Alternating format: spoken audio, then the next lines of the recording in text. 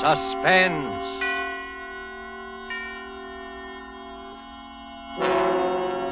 Presented by Roma Wines, made in California for enjoyment throughout the world. Salud, your health, senor. Roma toasts the world. The wine for your table is Roma, made in California for enjoyment throughout the world. This is the man in black, here for the Roma Wine Company of Fresno, California, to introduce this weekly half hour of Suspense. Tonight in Hollywood, Roma brings you the MGM star, Mr. Charles Lawton. The suspense play which stars Charles Lawton and which is produced and directed by William Spear is called Wet Saturday. This remarkable and sardonic story is rather difficult to describe. It most certainly isn't a whodunit. Is it, Mr. Lawton? No, it definitely isn't. The question involved is not at all a matter of who done it. It's a matter of whether or not the who done it is going to get it in the neck. And if not, then who is, regardless of who actually done it. It's very complicated. Very well put, sir. And And now, with Wet Saturday, and with the performance of Charles Lawton, we again hope to keep you in suspense.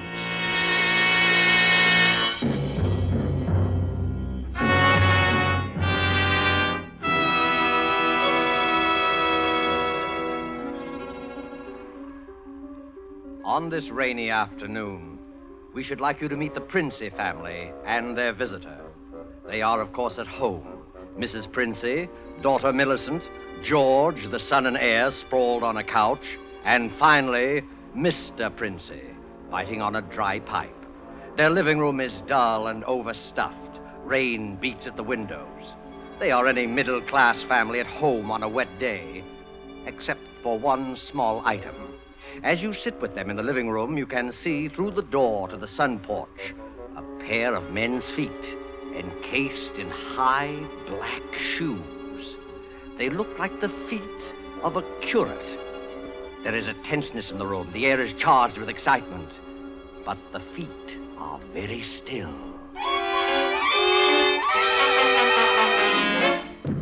But don't keep staring at him. Listen to me, all of you. Don't you see? They'd hang her. That's what they'd do. They'd hang her. Oh, Fred, it's too awful. Awful? It's catastrophic.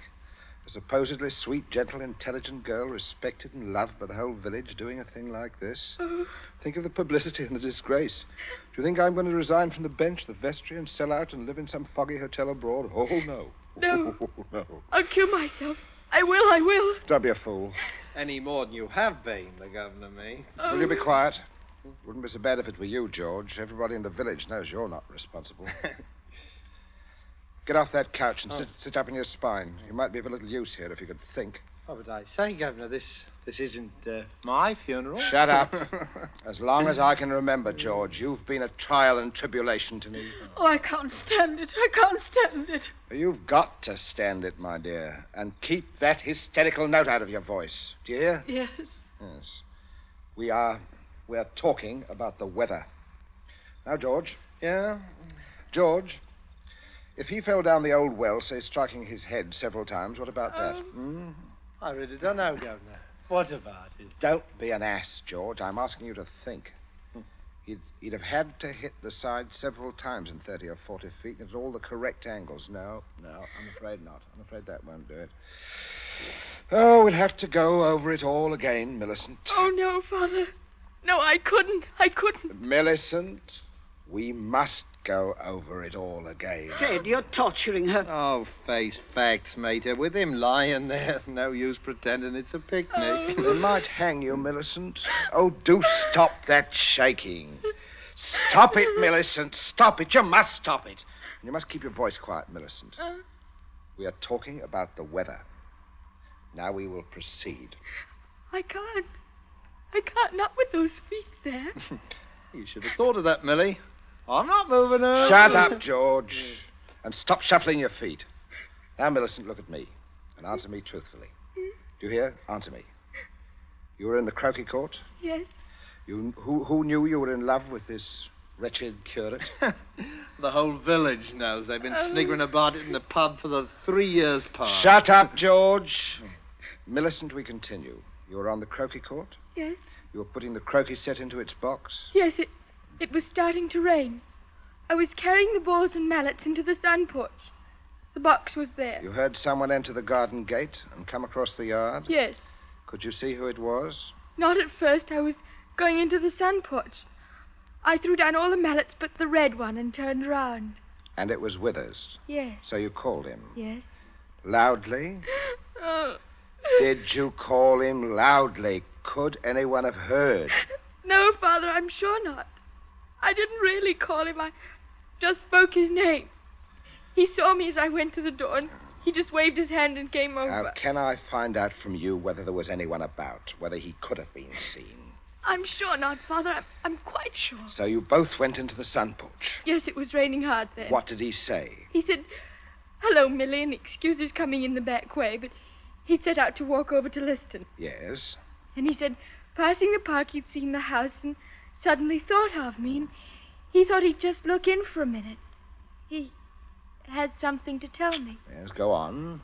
He said he was so happy he wanted me to share it. He'd heard from the bishop he was to have vicarage, and it wasn't only that. It meant he could marry. And he began to stutter and get all confused, and because I thought it meant me. Don't tell me what you thought. Tell me exactly what he said, nothing else. Yes, answer, Governor. Well, oh, dear. Stop crying. It's a luxury you can no longer afford. Tell me what happened. He said, no. He said it wasn't me. It's Ella Bragdon Davis. Oh. And he was sorry and all that. Then he went to go. And then?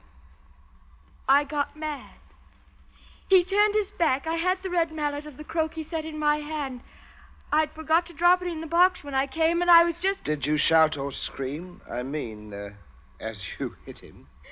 No, I'm sure I didn't. Did he? Come on, speak up. You've got a tongue in your head. No, Father. And then? I threw it down. I came straight in here. I went to look for Mother, that's all. My poor baby. And you're sure no one else was about? No one. Leave the child alone, Fred. You're not such a child, Mater. Oh, Millie, I had no idea. George, will you keep quiet? I'm thinking. You see, George, he probably told people he was going to Liston. Certainly no one knows he came here, for he didn't decide until he crossed the park. He might have been attacked in the woods. We must consider every detail. A curate with his head battered in. Oh, don't, Father, don't. Oh, shut up. A curate with his head battered in. A curate with his head battered in. Well, who would want to kill Withers? Who'd want to kill Withers? Well, I would, with pleasure. How do you do, Mrs. Prinsep? Captain Smollett. Well. Sit down. Pray, you mustn't get up for me, Mrs. Prinsep. You are the Millicent, my word. I'm just being neighborly on a bad day. I wanted to ask you about those dahlia bulbs, Prinsep. I took a short cut on account of the rain and walked right in. I knew you wouldn't mind. He heard you, Father. Oh, dear. We can all have our little jokes, can't we? Now, don't you pretend to be shocked. This way, Smollett. This chair facing the fireplace, old man. Sit down, Mother. Just straightening the curtain to the sun porch, dear. It looks so gloomy out there. Might as well shut the rain out. Well, we were just talking about a little theoretical curate killing, Smollett. Young people these days like thrillers. Parsonicide? Justifiable parsonicide. You heard about Ella Bragdon Davis? I should be a proper laughingstock. Why should you be a proper laughingstock, Smollett? Oh, I had a shot in that direction myself. Did you? She half said yes, too. Hadn't you heard? She told most people. Now I'll look as if I were jilted. Too bad. Oh, the fortune of war. Yes, fortune of war. Yes, odd how that happens, isn't it? Yeah. Sit down, Smollett, old man. Mother, Millicent, would you console Captain Smollett with your best light conversation? George and I have something to look at outside. The rain, you know. It's very bad, very bad. Come along, George. Right, Governor. Perhaps we'll need raincoats, huh? Oh, I don't think so, George. Just make yourself at home, Smollett. Make yourself at home, old boy. A cigarette, Captain Smollett. Thank you. Nasty day to be going out. Oh, it's something about the old well just off the sun porch door, you know. This terrible sudden weather seems to have loosened some of the stones. Too bad. Too dash bad. Spoils the tennis and the croquet. I mean, a day like this. Doesn't it, Millie? Yes, it does. She was practicing out on the croquet court earlier. But do pull your chair nearer the fire, Captain. It was so damp we thought it would be cozy to light it. Thank you. I'm quite comfortable. I hope you don't feel too bad about Ella Bragdon, Davis. Oh, can't always win, you know. Can't understand, though, what you women see in these bloodless clerics. Oh, I always thought Mr. Withers was is a very charming man. I quite agree, but why should anyone want to marry him? You wouldn't want to marry him, would you, Millie? Not now. What? That is, I used to. Oh, no, of course not. Smollett. Well, yes, Princey. Good Lord, man, you come on a fellow suddenly. I suppose I did. You don't mind this old double-barrel shotgun, do you, Smollett? I've been working on it, sir. Might I have your attention for a minute? There's something on the sun porch I'd like to show you. Yes, of course. Smollett, George and I went out to see if we could shoot some rats which had been driven out of the old well by the high water. We were afraid they might get into the house. But you must listen to me very carefully, or you'll be shot. By accident. Princey, what's the matter with you? You heard me ask as you came in who would kill Withers. You also heard Millicent make a comment. An unguarded comment. Well, what of it? Very little, unless you were to hear that Withers had met with a violent end this afternoon. And that, my dear Smollett, is what you are going to hear. What? Withers dead? Yes. Who killed him? Millicent. Oh, good Lord. Oh, shut up, sniveling Millie. Yes, it's a mess. And of course you would have remembered and guessed. Oh, maybe, yes, I suppose I should. Therefore, you constitute a problem. Why did she kill him? It's one of those disgusting things. Pitiable, too, I think. She deluded herself that he was in love with her. Good heavens. Millie, yes, of course, I see. He told her about the Davis girl, Ella Bragdon, Davis. I understand. I have no wish, as you will comprehend, that she should be proved either a lunatic or a murderess. I could hardly go on living here after that, could I? Besides, I'm rather fond of Millie. Quite.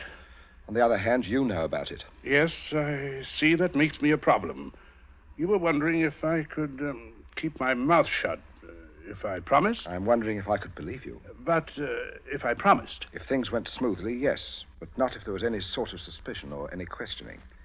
You would be afraid of being an accessory. I don't know. I do. What are we going to do? I can't see anything else. I mean, you'll never be fool enough to do me in. You can't get rid of two corpses. Well, I regard it as a better risk than the other. It could be an accident. Or you and Withers could both disappear. There are possibilities in that, of course. Listen, you can't... I can. But there may be a way out. There is, Smollett. You gave it to me yourself. I did? What? Well, you said you would kill Withers. You have a motive. Oh, look here now. I was joking. Listen, Smollett, I can't trust you. You must trust me. Or else I will kill you now in the next minute. I mean that. You can choose between living and dying. Go on. There's the old well just outside the sun porch door. That's where I'm going to put Withers. No one outside knows he's come up here this afternoon. No one will ever look there for him unless you tell them. Now, you must give me evidence that you have murdered Withers. I murdered him? Why do you want that? So that I shall be dead sure that you'll never open your lips on the subject. I see. What evidence? George? Yes, Governor? Hit him in the face. Sure. You keep out of this, man. Oh, Captain, you should be more careful. Look what your teeth did to my knuckle. Do it again, George. Okay. Father, how can You keep quiet, Millie. Stop sniveling. I'm sorry, Smollett, but there must be traces of a struggle between you and Withers. Then it will be not altogether safe for you to go to the police. Now, George, would you get the croquet mallet? Oh, right. Yes. And, George, take your handkerchief to it. You'll find it there on the sun porch floor. really... Oh, yeah. Yeah, I got it, Captain. That's right, boy. There, Captain, there's the weapon. See, as I told you, Smollett, there it was. Now, if you please, just grasp the end that mashed Withers' head. I shall shoot you if you don't. Good Lord, you can't. There. All right. That's it, old boy. That's right. Now, deposit it by the side of the house. Out of the rain, of course. Now, wait, George. First, you'd better pull a few hairs out of his head and put them under the nail of Withers' right hand. Wait. I'm sorry to mess your hair up, Captain. Ow! Don't be a baby, Smollett. That's all we need. And now for Withers, and we'll fix it right up. I'll be right with you, Governor. Smollett, you may turn round now. Withers is just there in the sun porch. Draw back the curtain, old man. Good Lord. Yes. Messy. Now, you, Smollett. Now, you've just got to drag him through the door and dump him in the old well. Just beyond the door, Captain. I won't touch him, I won't. All right. Stand aside, George. Out of range, George. Just over there. There's only one place I want this charge of shot to go to. Father. Now, Millie, you keep quiet and stop sniveling. My aim is... Wait a minute. Wait, I'll... That's better. That's better, Smollett. Much better. Now, go along now. In here. You've got to take him outside, old boy. By the shoulders ought to do it, Captain. You keep quiet, George. Now, go on, Smollett. Go on. Under the arms. You've seen dead men before. Now, don't go green. Drag him out. Drag him, old boy. Do a little pulling. I'll just hold the gun here to make sure. Everything goes all right. Steady now. Mind the step there. Mother. Come away from the window, dear. Don't look. But Captain Smollett. Your father is a very resourceful man, Millicent. I'm sure what he's doing But is the captain, I can't stand You it. mustn't question your dear father. Say, you two still at it. There's enough trouble around here without blabbering. Don't you call me blabbering, George Princey. No, Well, you see, Smollett, everything is perfectly safe. You remember, that no one knows that Withers came here. Everyone thinks he walked off to Liston. And that's 5 miles of country to search. They'll never look in our well. Don't you see how safe it is? I guess so. Good heavens, old boy, you're dripping wet. Why don't you slip your raincoat on? Is the tea ready, dear? In just a minute, dear. I'll ring for Bridget. It's exactly what you need, Smollett. A nice, hot cup of tea. It's the best thing in the world to ward off a cold. Sit down, won't you, old man? Don't you mind getting the chair wet. That's all right. Would you have a cigarette? No. Help yourself, old boy. See, I stick to my pipe. Funny how you get attached to pipes. My wife always says to me... Everything's hot, ma'am. Oh, Bridget, yes. Put the tray in front of me here on the table. That's it. Say, Captain. Why, you've cut your lip. I just knocked it. Why, how dreadful. Here, Bridget, give the captain this cup. No, thank you. I rather think I'll be running along, if you don't mind. Why, Captain Smollett, without any tea? If you don't mind, Mrs. Princey, if I could just have my raincoat. Oh, I'll get it for you, Captain. This is very distressing, Smollett. Very odd. I'll be all right presently, I'm sure. Oh, here we are. Let me help you, sir. Thank you, young man. There. You'd better go out the front way, Smollett. The walk is drier. Oh, let me hold the door for you, Captain. And don't worry, old fellow. Don't worry at all. No. I won't. Good afternoon. It's nothing serious, I imagine, dear. A little rest, of course. He'll be as right as rain. Oh, by the way, Millicent, you're not looking any too well, dear. Not well at all. I'm sure it was that croquet court. Being outdoors in weather like this is simply foolhardy. Yes. Oh, mate is right, Millie. You saw what happened to Captain Smollett. Come along, dear. I shall give you a hot foot bath and put you to bed. A couple of days in bed and you'll be fine again. Now, you get plenty of rest, Millicent, and don't you worry about a thing. That's the best cure for you, dear. I guess I'll have a little nap, too, Governor. Fine off now for a nap. Yes, it is. Nice. Indeed it is, Sam. Well, enjoy yourself, boy. I'll see you later. I'll see you all later. Your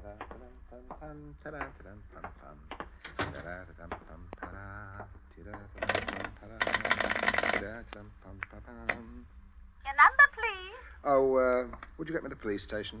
Police station. Right away, sir.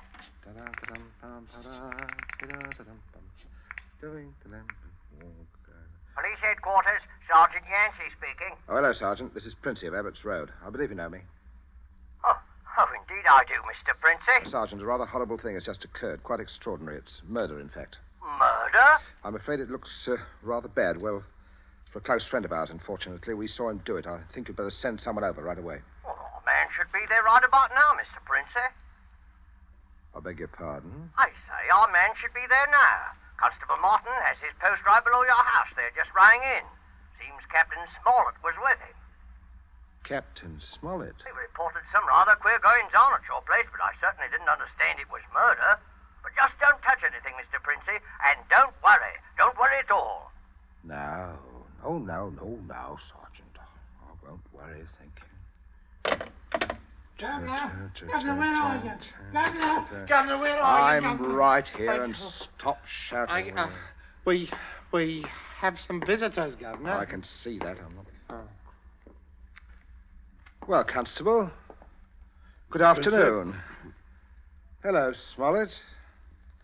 See, what a remarkable fellow you are, coming back like this. Here to reenact a crime. Only the one against me, Princey. The one against the curate I'll leave to you people. Extraordinary sense of humor you have. Mr. Princey, I just had a look at what's in your well. Not a pretty sight, that. Not pretty at all. Yes, Captain Smollett was thorough, if nothing else. You saw him when he did it, sir, out in the back? Oh, yes. Oh, quite. We were just returning from a walk, and Smollett had evidently been laying for the curate, hiding out in those bushes by the road, I imagine. He was never inside this house? Never. And you say, Captain? I say that while I was inside this house, a guest of the family, I was coerced into dragging the curate's body outside and dumping it in the well. Well, there we are. Well, not entirely, Constable. I'll just remove my raincoat here and demonstrate how damp I got my clothes when I went outside without it. Now, that's interesting, isn't it? Yes. He undoubtedly removed his coat at some point between here and your post. I might as well tell you that his weapon, a red croquet mallet, is out by the side of this house. I shouldn't be at all surprised that you'd find his fingerprints all over it. All over the end of the mallet, Constable. The end that mashed Withers' head. Not the end I'd have to grasp in order to do the mashing. Governor, that's a decent try, Smollett, but it won't work. There must be other evidence, Constable. You'll undoubtedly find it when you examine the body. He means the hair under Withers' nails. Well, sir, I happened to notice something when your young George there opened the door for me.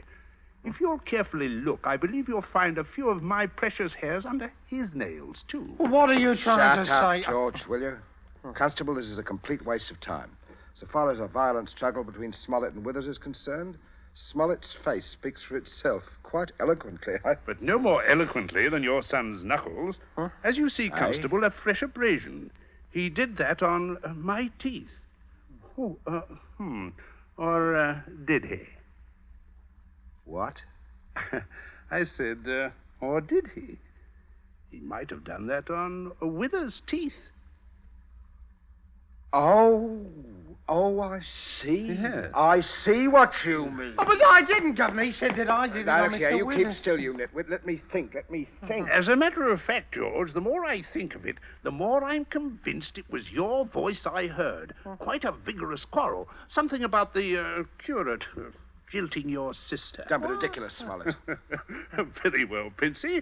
If he didn't do it, who did? Yes, that's what I'd like to know. How about it, Mr. Princey? Yes, that is a sticker, all right.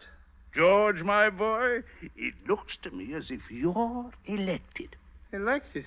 Well, what do you mean? I didn't do it. Keep your mouth shut, will Well, you? I won't, sir. I'm not going to take the blame for her.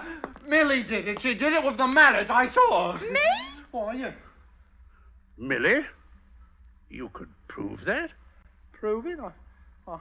Well, yes. Yes.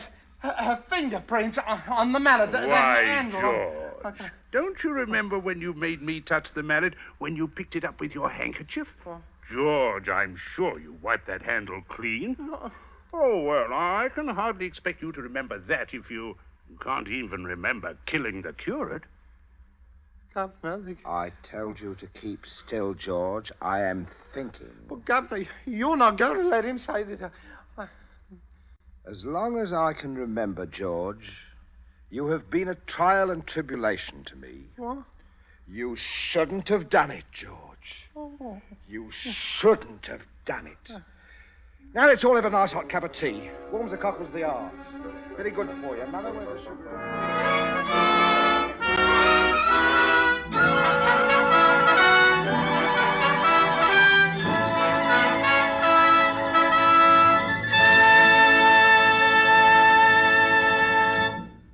And so closes Wet Saturday, starring Mr. Charles Lawton, tonight's tale of Suspense. Hello, this is Charles Lawton. I hope you enjoyed our play this evening. Next week, I'm told that Suspense will bring you another of John Collier's stories. It's one of my very particular favorites. It's called Back for Christmas, and your star will be Peter Lorre. Charles Lawton appeared by courtesy of Metro-Goldwyn-Mayer, producer of the Technicolor musical Thousands Cheer. Don't forget, then, next Thursday, same time, for Peter Lorre in Suspense. Presented by Roma Wines. R-O-M-A. Made in California for enjoyment throughout the world.